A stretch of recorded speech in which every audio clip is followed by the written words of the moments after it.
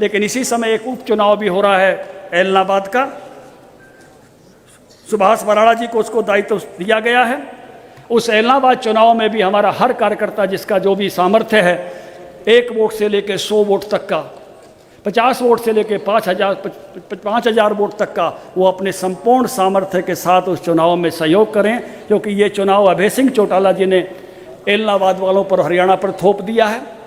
उन्होंने बड़े उत्साह के साथ ज्ञानचंद गुप्ता जी को इस्तीफा दिया था कि जब तक ये कानून वापस नहीं होंगे मैं विधानसभा नहीं आऊँगा। उन्होंने अपने संकल्प को पूरा करना चाहिए। अगर वो खुद अपने संकल्प को पूरा करने के लिए तैयार नहीं हो तो नियति उनके संकल्प को पूरा करे, क्योंकि संकल्प हमने नहीं, उन्होंने लिया था। इसलिए ये खर्चा उन्होंने थोपा है, ये चुनाव उन्होंने थोपा है। भारतीय जनता पार्टी ने एक बहुत अच्छा समाज सेवी उम्मीदवार दिया है, बहुत अच्छा चुनाव वो चल रहा है। सुभाष कि कोविड ने पिछले 2 साल के अंदर हमको और आपको सभी को ठंडा कर दिया। हम घर बैठ गए, अगर बातचीत भी करते हैं टेलीफोन से करते हैं, वीडियो कॉन्फ्रेंसिंग के माध्यम से करते हैं, आंख मिला करके एक दूसरे को परखने का 2 साल से फ्री तौर के ऊपर हमको अवसर नहीं मिला है। इसलिए हमारा खून ठंडा हो गया। इसलिए याद दिला रहा हूं, हरियाणा के अंदर चुनाव एलनाबाद का हो रहा है। अभी बराला साहब बोल रहे थे, तो जब तक खून के अंदर गर्मी नहीं आएगी हम चुनाव कैसे जीतेंगे? तो इसलिए इस चीज को दोहराना जरूरी है।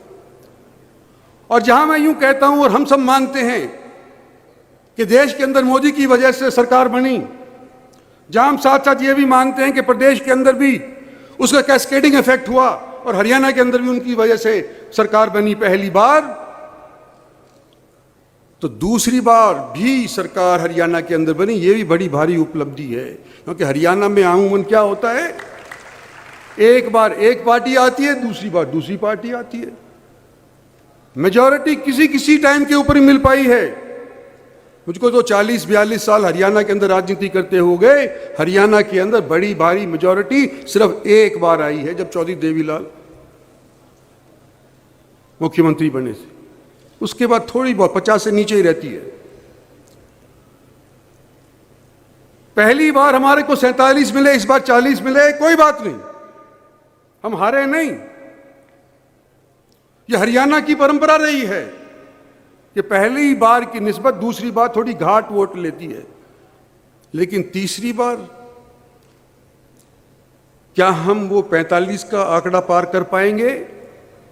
इसके बारे में हमारे को जरूर सोचना चाहिए। पॉलिटिकल रेजोल्यूशन धनखड़ साहब ने रखा, साइलेंटली अपना काम कर रहे हैं और आगे बढ़ रहे हैं, पीछे नहीं हटे हैं।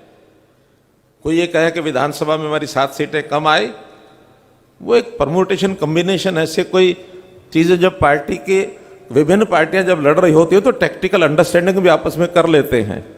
वोट हमारा 3.5% बढ़ा है। 2014 से 2019 में 3.5% हरियाणा की जनता ने हमको वोट ज्यादा दिया है।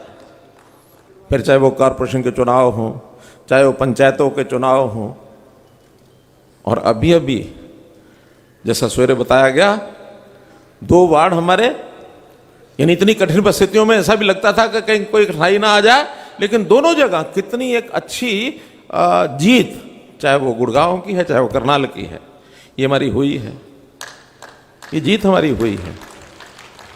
और मैं आपको विश्वास दिलाता हूं, जिस प्रकार का वातावरण आज हमको दिखाई दे रहा है, एलनाबाद का रोजाना समाचार आते हैं, हर दिन आगे बढ़ रहे हैं, एलनाबाद भी आपकी जीत हो जाएगी।